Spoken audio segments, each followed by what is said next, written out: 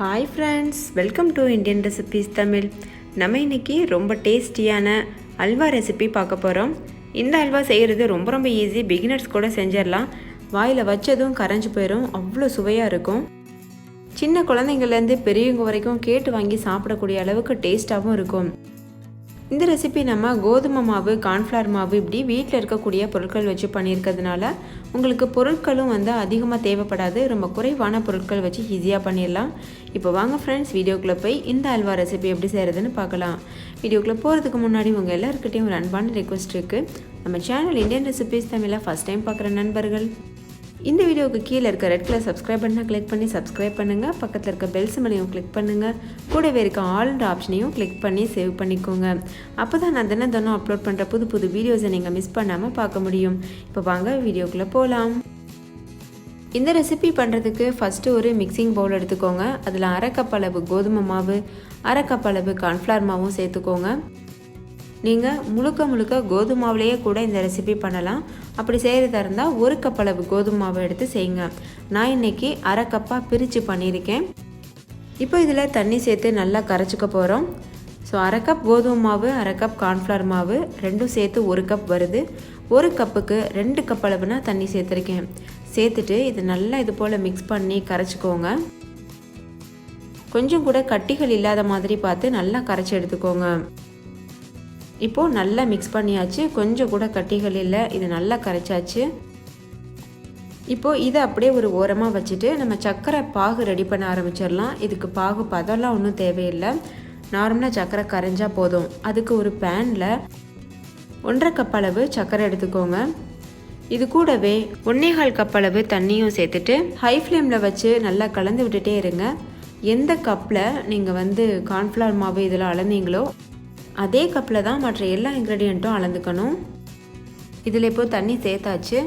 இந்த சர்க்கரைக்கு பாகு பதம் எதுவும் தேவையில்லை. ஹை ஃப்ளேமில் வச்சு நல்லா இது போல் கலந்துட்டே இருந்தீங்கன்னா ஒரு கட்டத்தில் சர்க்கரை நல்லாவே கரைஞ்சிரும். பாருங்கள், இப்போ நல்லா கரைஞ்சிருச்சு. கரைஞ்சிட்டு இது ஒரு 5 நிமிஷம் கொதிக்க வச்சிங்கன்னா போதும், அதுக்கு மேலே தேவையில்லை. 5 நிமிஷம் நல்லா கொதிச்சதுக்கு அப்புறமா நம்ம ஏற்கனவே கரைச்சி வச்சுருக்கோம்ல கார்ன்ஃப்ளவர், அதுக்கப்புறம் கோதுமை மாவு, அது ரெண்டுத்தையும் ஒரு தடவை நல்லா மிக்ஸ் பண்ணிவிட்டு இது கூட சேர்த்துருங்க. சேர்த்துட்டு இது நல்லா மறுபடியும் மிக்ஸ் பண்ணுங்கள். பாருங்கள், இந்த மாதிரி. இந்த டைமில் நீங்கள் ஸ்டவ்வை மீடியம் ஃப்ளேமில் வச்சிடணும். எக்காரணத்தை கொண்டும் ஹை ஃப்ளேமில் வைக்க வேண்டாம், ஏன்னா அடிப்பிடிக்க சான்ஸ் இருக்குது. அதனால் மீடியம் ஃப்ளேம்லேயே வச்சுட்டு கைவிடாமல் கலந்துகிட்டே இருங்க. இடையில கலந்துகிட்டே இருக்கணும். இப்போ இதில் ஒரு ஃப்ளேவருக்காக கொஞ்சம் போல் ஏலக்காய் தூளும் சேர்த்துட்டு நல்லா இதை கலந்துக்கோங்க. கலந்துகிட்டே இருக்கும்போது இது சீக்கிரமாக திக்காயிரும். நீங்கள் மீடியம் ஃப்ளேமில் வச்சுட்டு கலந்தீங்க அப்படின்னா நம்மளுக்கு அல்வாவில் கோதுமை மாவோட வாசனை வராது.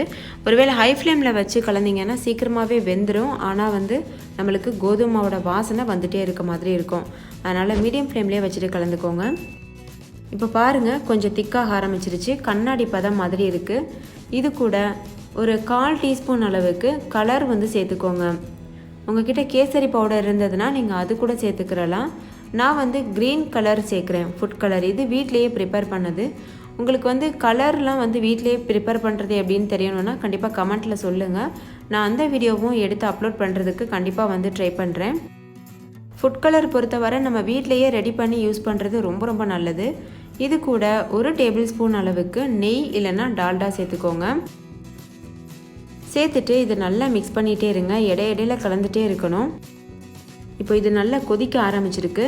இந்த மாதிரி முட்டையாக வரும்போது நம்மளுக்கு தேவையான அளவு நட்ஸு சேர்த்துக்கிறலாம். இது ஆப்ஷனல் தான், உங்களுக்கு விருப்பம் இருந்தால் சேர்த்துக்கோங்க.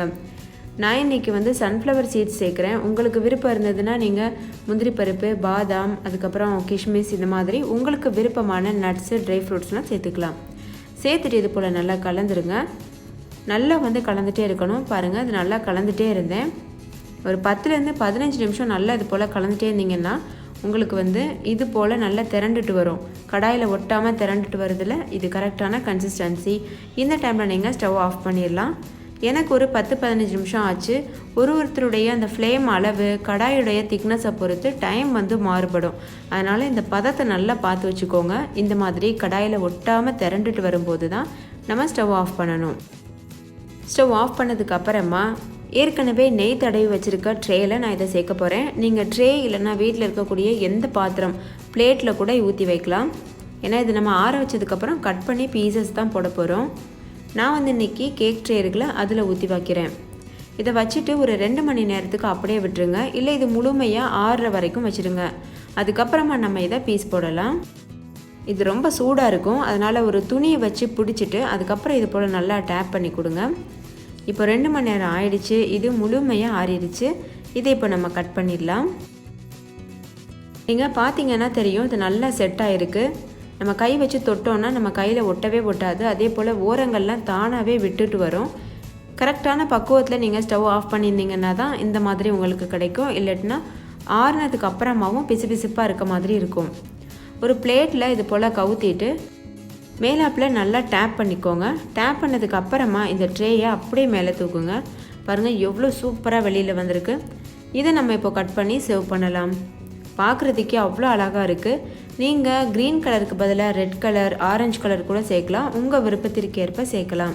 இல்லை வீட்டில் கேசரி பவுடர் தான் இருக்குது அப்படின்னா கண்டிப்பாக நீங்கள் அது கூட சேர்த்து செய்யலாம். இப்போ இதை நம்ம கட் பண்ணி பீசஸ் போட்டுடலாம். ஸோ அவ்வளோதான் ஃப்ரெண்ட்ஸ், நம்மளுடைய சுவையான அல்வா ஈஸியாக தயார் பண்ணிட்டோம் வீட்டிலையே. ஸோ கண்டிப்பாக ட்ரை பண்ணி பாருங்கள். கடைகளில் கிடைக்கக்கூடிய அதே அளவுக்கு டேஸ்ட்டில் இருக்கும். ஸோ ஒரே ஒரு டேபிள் ஸ்பூன் அளவு மட்டும் நெய் சேர்த்து நம்ம ரொம்ப சிம்பிளாக பண்ணியிருக்கோம். வீட்டில் இருக்கக்கூடிய பொருட்கள் தான். ஸோ கண்டிப்பாக ட்ரை பண்ணி பாருங்கள். ட்ரை பண்ணிவிட்டு உங்கள் எக்ஸ்பீரியன்ஸ் எப்படி இருந்ததுன்னு கமெண்ட்லையும் கூட ஷேர் பண்ண மறந்துடாதீங்க. இந்த வீடியோ உங்கள் எல்லாருக்கும் ரொம்ப பிடிச்சிருக்கும்னு நம்புகிறேன். பிடிச்சிருந்தா லைக் பண்ணுங்கள். உங்கள் ஃப்ரெண்ட்ஸ் கூட நிறைய ஷேர் பண்ணுங்கள். ஸோ அவங்களும் பார்த்து பயன்பெறட்டும். இன்னொரு சூப்பரான ரெசிபியோட நான் உங்களை சந்திக்கிறேன். அதுக்கு முன்னாடி நம்ம சேனல் இந்தியன் ரெசிபிஸ் தமிழை சப்ஸ்கிரைப் செய்யாத நண்பர்கள் இந்த வீடியோவுக்கு கீழே இருக்க ரெட் கலர் சப்ஸ்கிரைப் பட்டனை கிளிக் பண்ணி சப்ஸ்கிரைப் பண்ணுங்கள். கூடவே இருக்க பெல் சிம்லையும் கிளிக் பண்ணுங்கள். அப்படியே ஆளுங்கிற ஆப்ஷனையும் கிளிக் பண்ணி சேவ் பண்ணிக்கோங்க. அப்போ தான் நான் தினம் அப்லோட் பண்ணுற புது வீடியோஸை நீங்கள் மிஸ் பண்ணாமல் பார்க்க முடியும். ஓகே ஃப்ரெண்ட்ஸ், தேங்க்யூ, பாய்.